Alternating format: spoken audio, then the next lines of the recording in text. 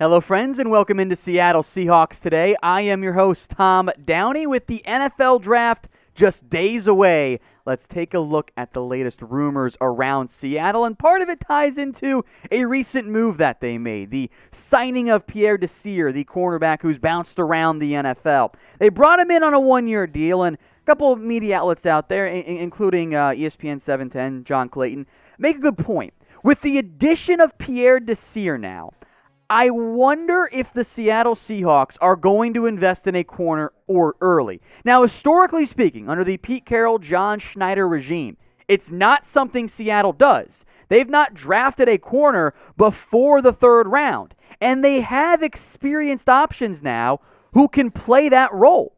They have multiple experienced starters on the outside, Akello Witherspoon, DJ Reed, Trey Flowers, heck, Demarius Randall, technically speaking. Now you throw in Desir. Those are five guys who have started games in their NFL career, mostly with different teams, but they're outside corner starting options. You can throw in Lyndon Stevens, Jason Stanley, Miller as other depth options. I think you're fine at nickel between Marquise Blair and Ugo Amadi. So with the addition of Pierre Desir, even just from a depth perspective, corner's in okay shape. Now, they are mostly on one-year deals, and I do think that matters for Seattle as they look ahead to what they could try to do in the NFL draft. They got wide receiver is now my new number one need for them. Center's number two. Corner was number one earlier this offseason. Now it's down at the number 3 spot. But even if you draft a corner in round 2, is he going to start for you day one?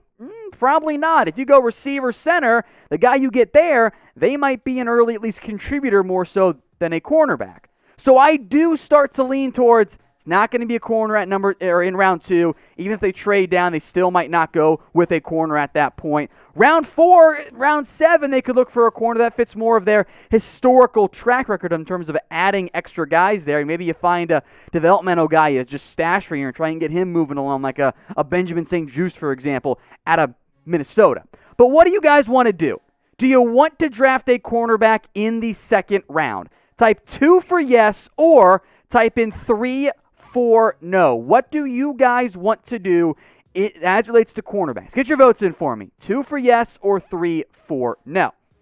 Now, if they do target a corner, maybe someone in this range, in this general grouping here, makes some sense with them and mostly fit their size likes. Eric Stokes and Tyson Campbell, I'd bet they're gone for Seattle, but if one slides, they might change their mind there. Ifeatu Melifonwu is a perfect fit as a cover 3 corner. I like Paulson Adebo, maybe more if they trade down. Same with Keith Taylor there. But with the addition of Pierre Desir, I start to suspect that this team is going to look in a different direction in round 2, or maybe trading down just a little bit, which I think is very possible. Creed Humphrey, and you can throw in Landon Dickerson, who I also love there. If you want to go get a center, Quinn Miners could also be in play here if those guys are gone. Davion Nixon out of Iowa, if they want to add another defensive tackle. Rondell Moore, the wide receiver from Purdue, he could make some sense. Same with Amari Rodgers. God, Rondell Moore or Landon Dickerson, by the way, like in an ideal world, would be my perfect target for Seattle. Can you imagine DK Metcalf, Tyler Lockett, and Rondell Moore at receiver? Oh, man, Russ is going to cook for days. You could throw in Rodgers there, another slot guy. Maybe dark horse name I'll mention, Baron Browning. Can play a little bit like KJ Wright did this past year, kind of a Sam hybrid linebacker who can rush and also decent in coverage, but still needs some time to develop. And we know how much Seattle loves adding linebackers. But those are some of your round 2 targets. After day 1, I think we'll have a better feel of who Seattle is going to be in position to try and get in the NFL draft. Seattle Seahawks Today is now available on the News Break app, so don't delay. Go download it today at chatsports.com/SeahawksNB. I'll make sure that link, by the way, is in both the comment section and in the description. Simply download it using that URL, our link to help support the show.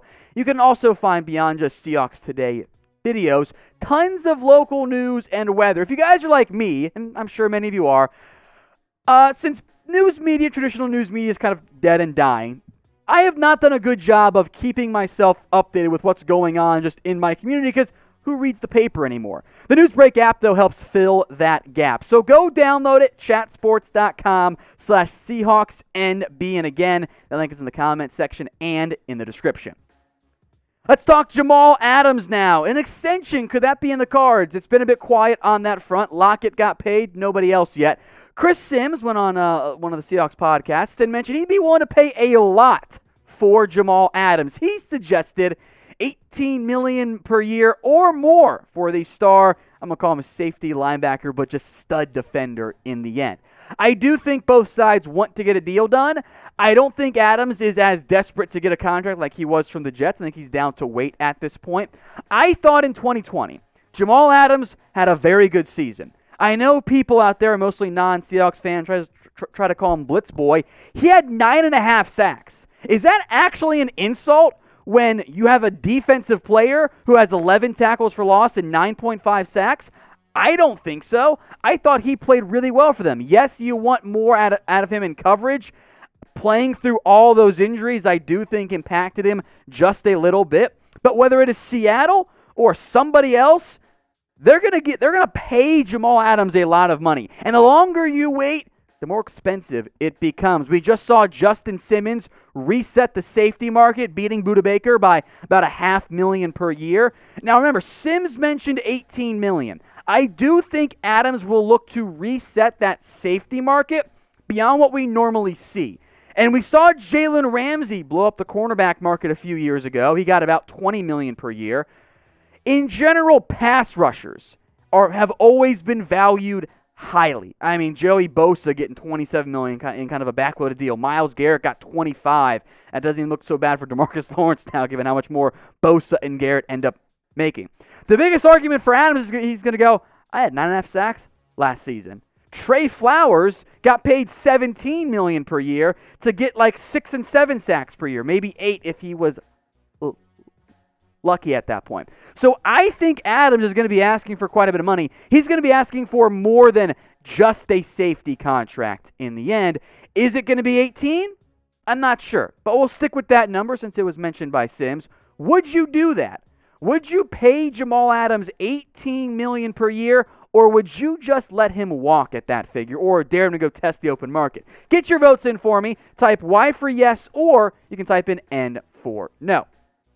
Now, whatever the Seahawks end up deciding to do with Jamal Adams, we'll let you guys know, because we keep you covered here at Seattle Seahawks Today with all the news and rumors and, of course, tons of NFL draft coverage coming at you guys in the not-too-distant future. So if you haven't already, hit that big red button and subscribe. It's youtube.com/SeahawksTV.